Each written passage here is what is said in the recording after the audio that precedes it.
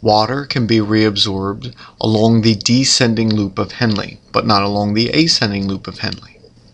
Here, water may leave the filtrate and be reabsorbed into the capillaries which surround the loop of Henle, known as the vasa recta.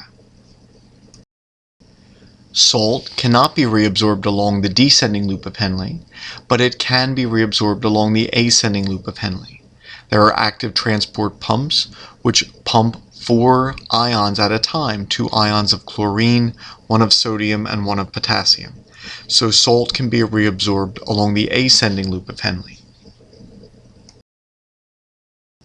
Why is the loop of Henle a loop? This is so that the substances which are transported along one side of the loop can aid in the transport of substances from the other side of the loop.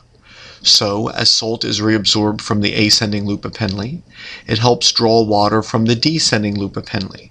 Water goes to where salts and other solutes are through osmosis. As water leaves the descending loop of Henle, the filtrate becomes concentrated. This makes it easier to pump salt out of the ascending loop of Henle.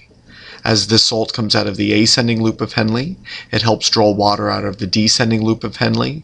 This concentrates the salt, making it easier to pump out of the ascending loop of Henle, etc. So the salt which leaves the ascending loop of Henle helps draw water out of the descending loop of Henle.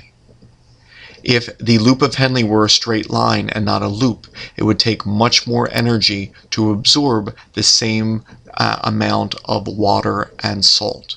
It is because of this loop structure that this reabsorption is much more efficient.